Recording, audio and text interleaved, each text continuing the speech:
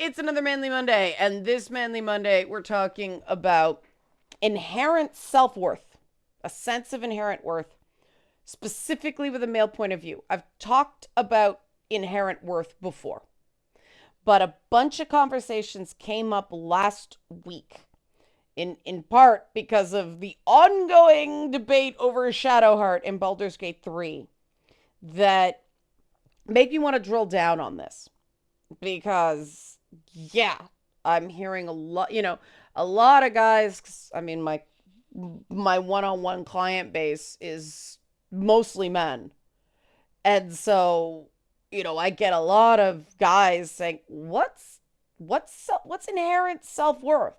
I find that women, even though they think they don't have it, have a sense of the concept, but a lot of guys don't. A lot of guys are taught that worth is achievement driven. And that leads to a vicious cycle that I'll get to in a minute. Before that, help support this channel. Become a monthly patron. Patreon.com/LeannaK. Or buy a one-time Leanna Care session for someone who can use it that can't afford it. Inspiring these videos. Coffee.com/LeannaK. Or you can kick some money via GoFundMe to our men's groups that we have been putting in quite a bit of work, shaping up the Discord that's going to be the intake for that. It's getting kind of exciting. I like the way it's shaping up. We've got a lot of cool levels that are going to make it accessible and yet, an environment that people don't have to worry that somebody's, spying on them through this. But the idea of inherent worth is the counterpoint to the idea that men are disposable. There's this idea that Western society sees men as inherently disposable in a way women aren't. And I don't want to fight about that because I find it's a waste of time.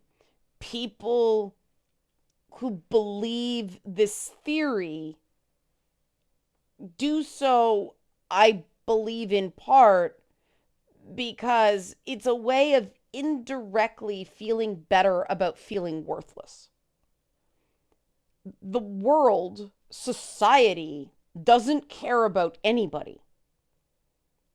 It doesn't. Business cares about the movement of goods. Society cares about, mass groups of people. Your social environment, your direct social environment, is what actually cares about you and treats you as something and someone that has worth, or treats you as someone or something that is disposable. And this, trust me, is a very, very important thing to learn because you can change your social environment. You can. It is possible. It is within your power. But a lot of people don't feel worth enough to do it, to do that temporary loneliness. I came from this, I got pulled into, university women's studies because I believed all this, I believed that the inequality in the world related to gender, the Western world anyway, was much deeper than I now believe it actually is. But that's because I was treated as worthless by a lot of people around me. And that was even with the benefit of having high school teachers that immediately invested.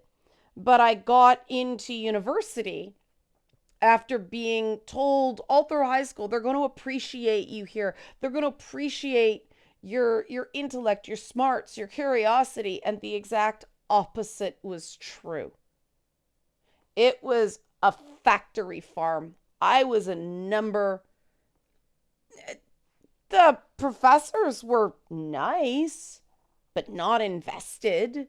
There were too damn many students to care that much.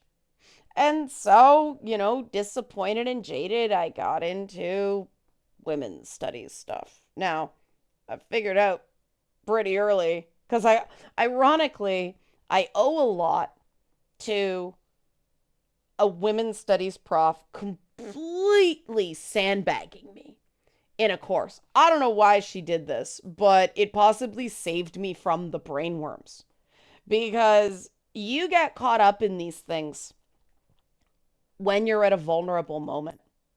We know this. We know people end up in white supremacist movements, gangs, religious cults, all this stuff.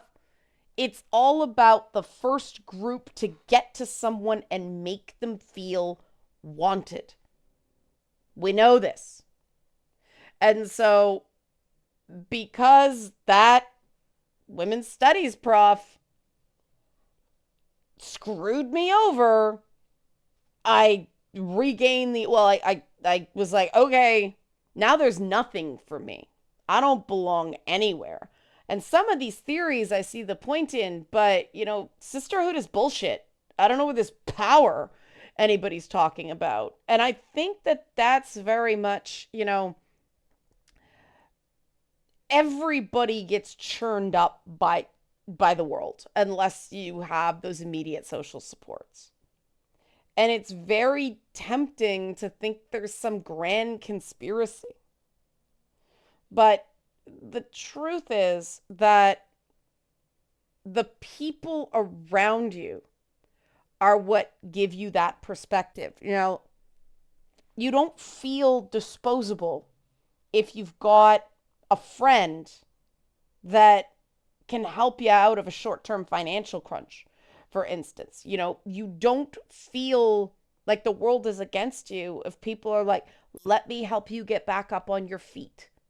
You don't feel pushed away if you're allowed, the occasional breakdown or weak moment and people are kind instead of shunning you, right? Because these reactions, if people are kind to you when you're not being actively useful, that gives you a sense of inherent worth, that you matter to them as a person, not just as a producer of stuff, not just as a tool, as a person. And I work with so many guys who have this intense need to be useful because it's the only thing that gives them validation. And the thing is, these are guys I think are really good guys. I actually enjoy talking to them. I appreciate that they pay me for the service of, giving them tools and stuff like that. But I enjoy them as people.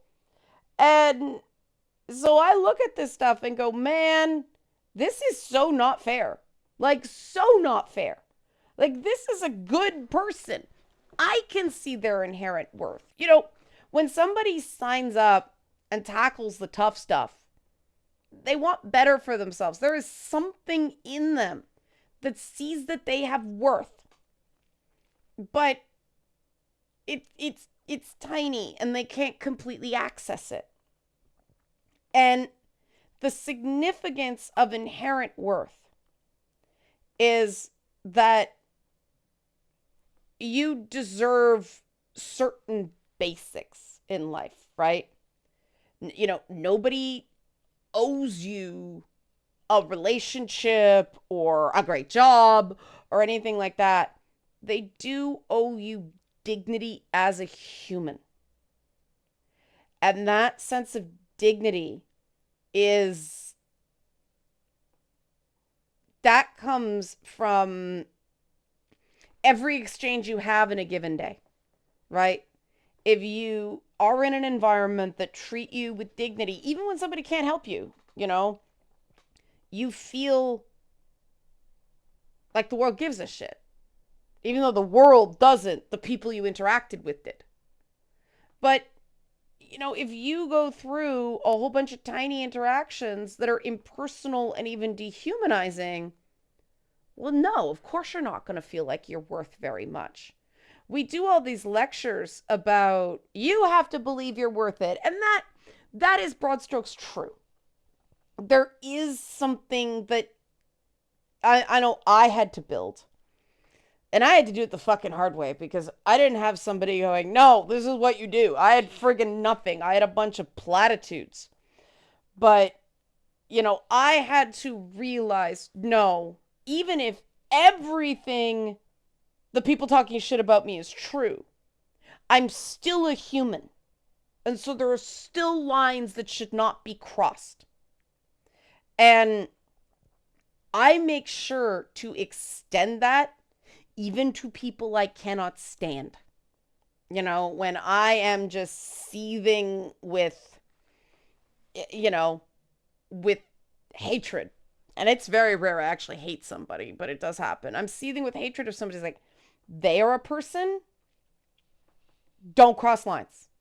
And one of the big lines I do not cross when I really don't like someone is I will not spread lies about them, even if it's convenient. I just won't. I won't knowingly spread lies. And if I do find out I said something that wasn't accurate, I will correct it. It's because there are just certain things that when you validate that humanity in others, you validate it in yourself. That's how I found the way to have a sense of inherent self-worth. By being decent to people I despise. And there are other ways. Some people find affirmations work. I don't find they work because I'm an asshole. And, every time, you are worthy. Bullshit. I can't, it doesn't work, right? Show me the proof. I like proof,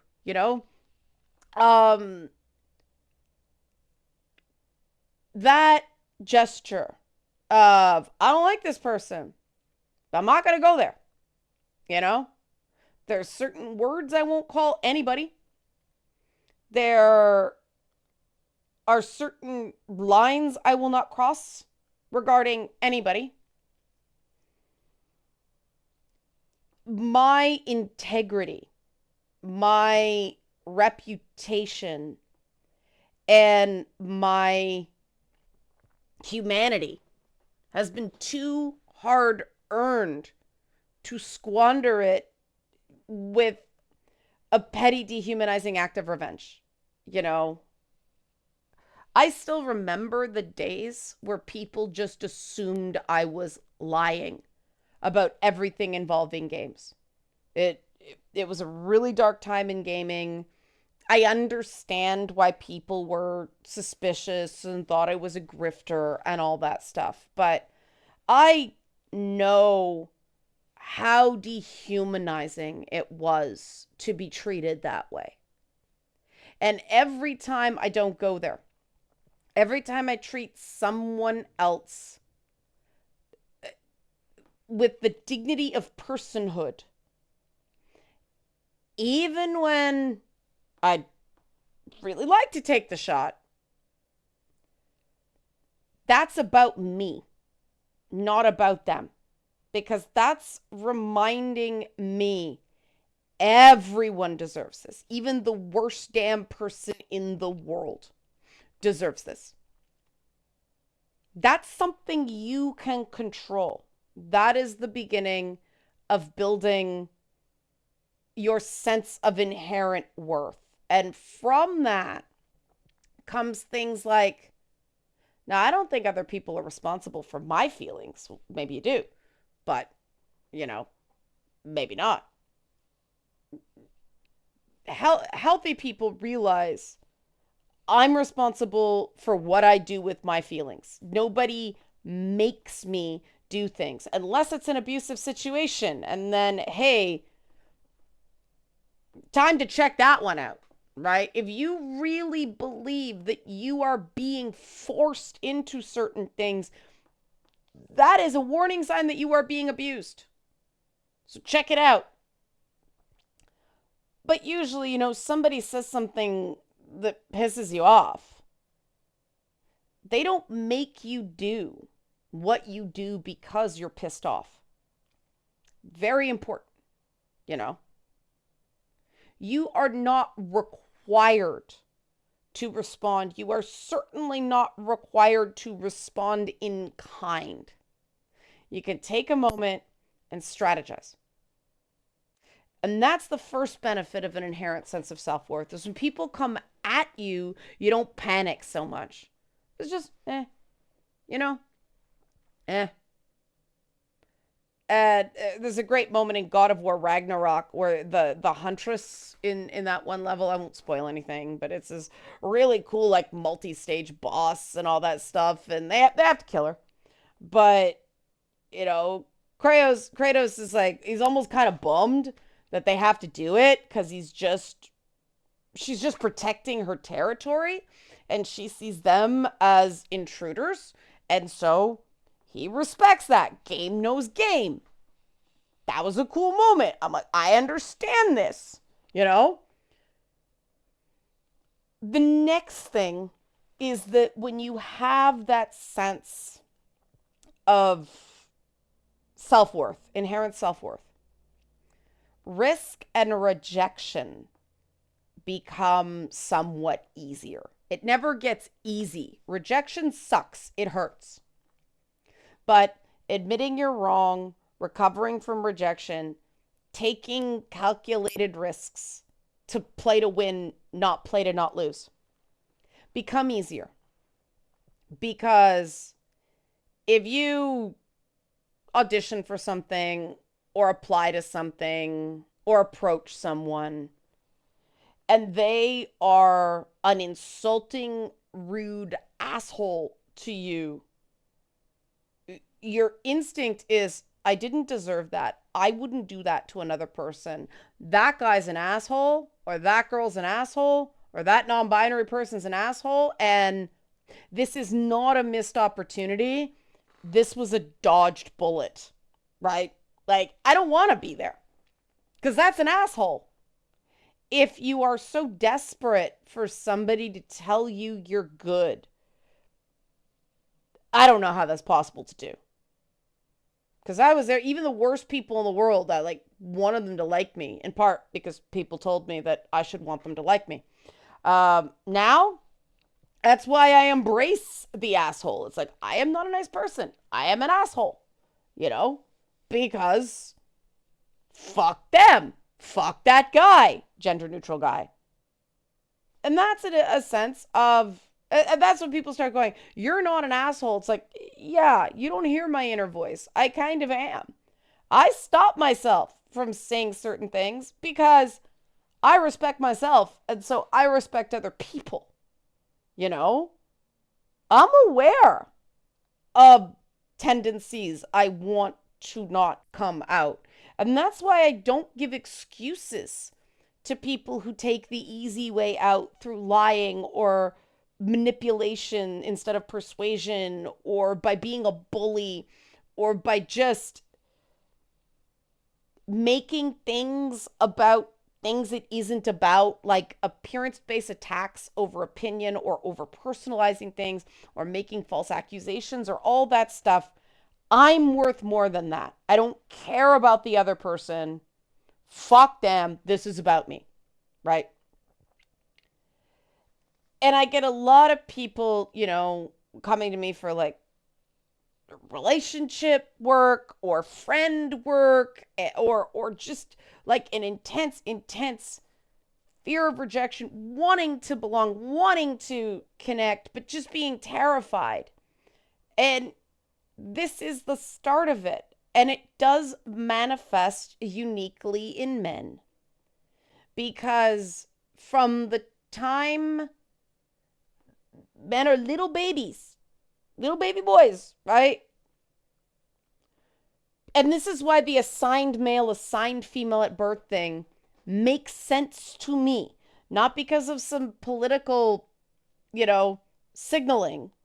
Because we know adults treat baby boys different than baby girls. And if you put a baby boy in like pink, like you dress a baby boy Opposite girl, even their own parents will treat them differently. And that's why the whole, yes, we do assign roles right at birth because boys are soothed less and it's slower when they cry. Boys all through their raising, people who are raised as a male,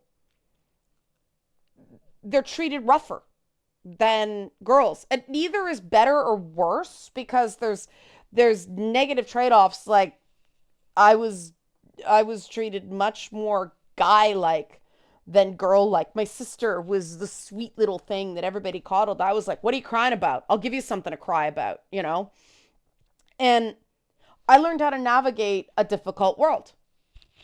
I'm also an asshole. That's the trade-off, you know? People tend to think my sister is a much nicer person, but there's less resiliency there, right?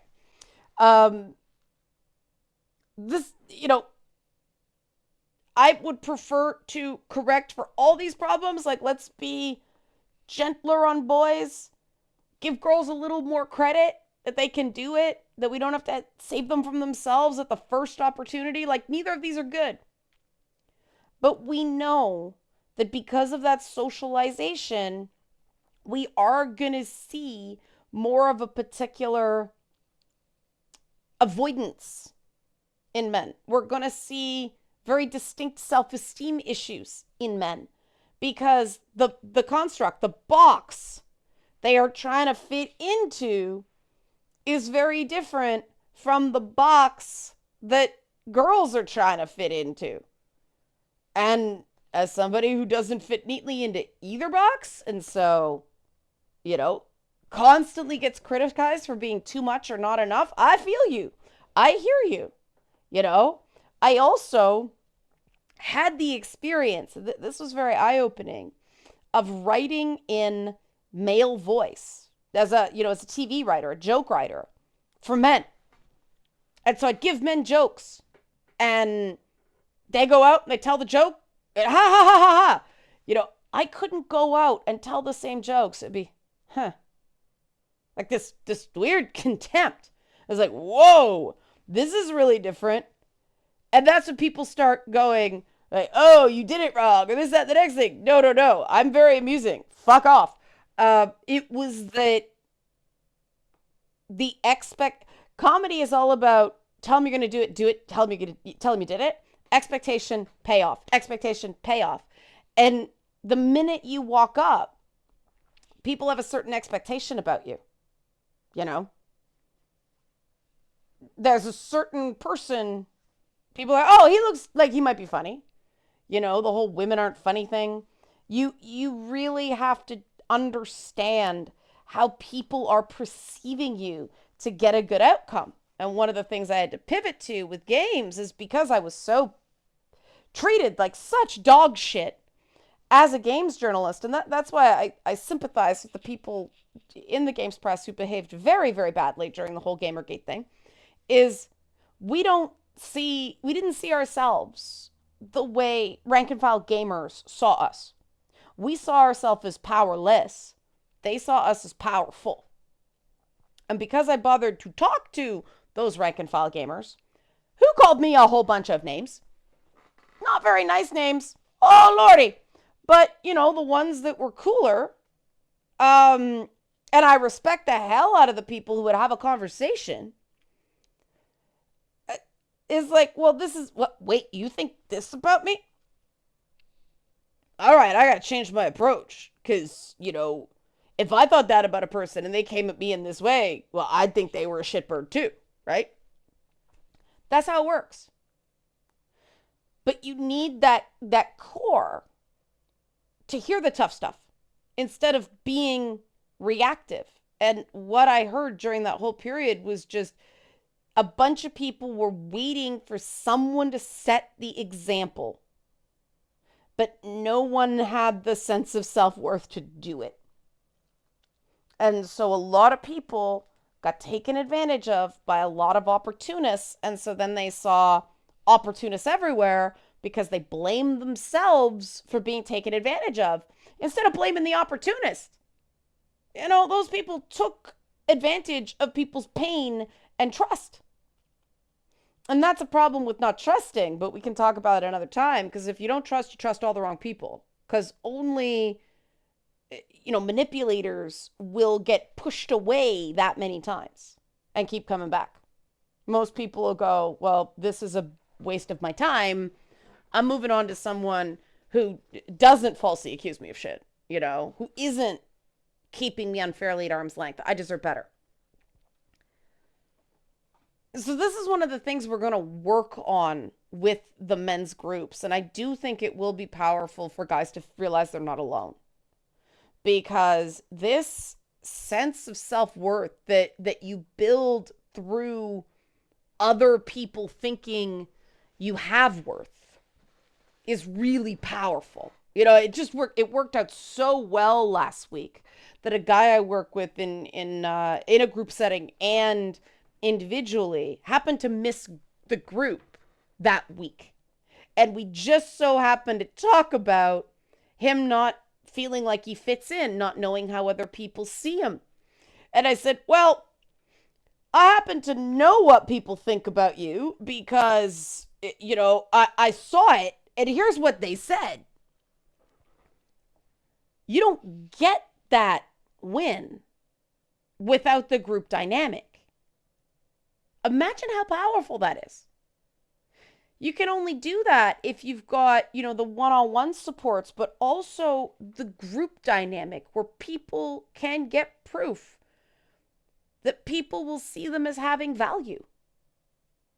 I mean, you gotta behave, you gotta treat other people with respect, but obviously, right? This is how it works. So this is what we're doing. Help support this channel. Become a monthly patron, patreon.com/LeannaK, or buy a one-time Leanna Care session for someone who can use it but can't afford it, coffee.com/LeannaK, or the aforementioned men's groups through GoFundMe. You can directly support it right there. Thanks for watching Manly Mondays.